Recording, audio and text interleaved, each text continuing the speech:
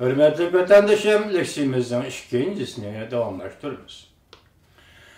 Kuomintang Partisi Xitayning Kompartiyasi, Kuomintang Partisining reisi Zhou Lilan bilan Kompartiyaning reisi Xi Jinping 5-ayning 4-kuni uchrashuv deb o'xshashli Jakartada. Mavzuda xabar 4-ayning 24-kuni BBC'ning Xitoy tili programmasida e'lon qilindi.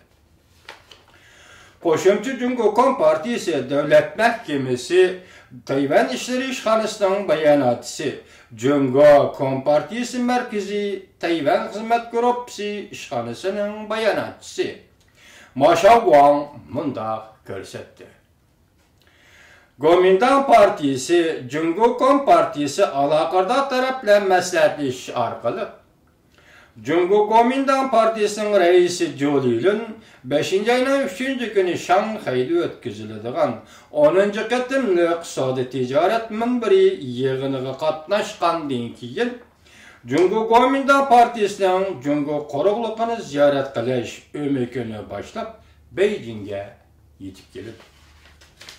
Şu qatarda Kuomintang Kommunistik Partiyasi ikki partiya Kuomintang, şu qatarda Kuomintang Partiyasi Kommunistik Partiya ikki partiyaning rahbarlari ikki partiyaning berish kelish qilish va ikki qirg'oq munosabat to'g'risida fikr almashtirdik. Bu faoliyat Jungo Kuomintang va Jungo Kompartiyasi yuqori darajadagi rahbarlarining eng muhim aloqa faoliyati bo'lib hisoblanadi ekan. O'xshash bir vaqtda Jungo Kuomintang mundaq jakarladi.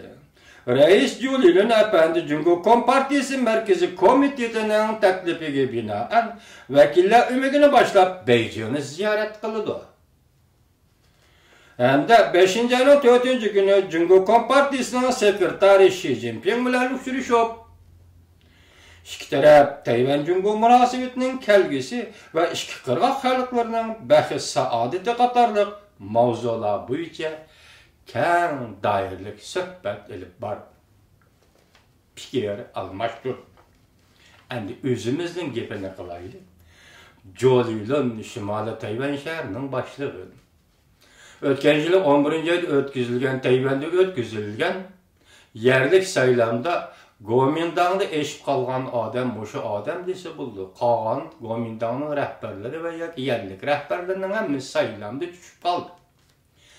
Shundan keyin raislikdan iste'fo bergan Ma Ying-juning o'rniga Zhou Lilan Jungo Kuomintang Partiyasining raisi bo'lib saylandi. Orliqda Reis Xi Jinping bu kishini Beijingga taklif qilib ko'rishmoqchi bo'lgan.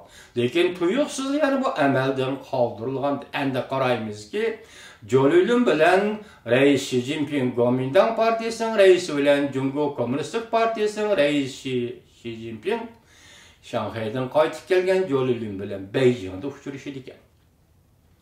Bu demek 10 yılda bir qatam. Ayni chog'da sobiq sekretar Hu Jintao bilan Kuomintangning sobiq raisi Lian Jian Beijingda bir qatam uchrashgan. 10 yildan keyin yana ikki partiya, Jungoning ikki partiyasining raislari Beijingda uchrashdi. Hozir Reis Xi Jinping Tayvanda bo'ladigan oldimizdagi saylam 2016-yildagi saylamda Tayvan Demokratlar Partiyasining raisi Tsai Ing-wen xonim hokimiyat başı kelamdi. Bununla Reis Xi Jinping qarshi qilmamdi bu tarafi bizga noma'lum, lekin saylamga nomzod bo'lib tushganligini va saylam qatnashganligini Reis Tsai Ing-wen xonim jakardi. Moshundaq paytda nima bo'ldi? Zhou Lilan o'zining 2016-yil Tayvan o'tkazilgan saylamga Kuomintangning reis Zhou Lilan efendi qatnashmaydiganligini jakarlagan. Demek dastlabda bu to'g'ri kishilar qatnashdi deyishayotganda Reis Xi Jinping bu kishini Beijingga taklif qilib keyin oldi. Endi bu kishi saylam qatnashmaydiganligini, nomzod bo'lib chiqmaydiganligini jakarlaganda Reis Xi Jinping, Kuomintangning raisi Zhou Lilan efendi Beijingga taklif qilib ko'rishadigan bo'ldi.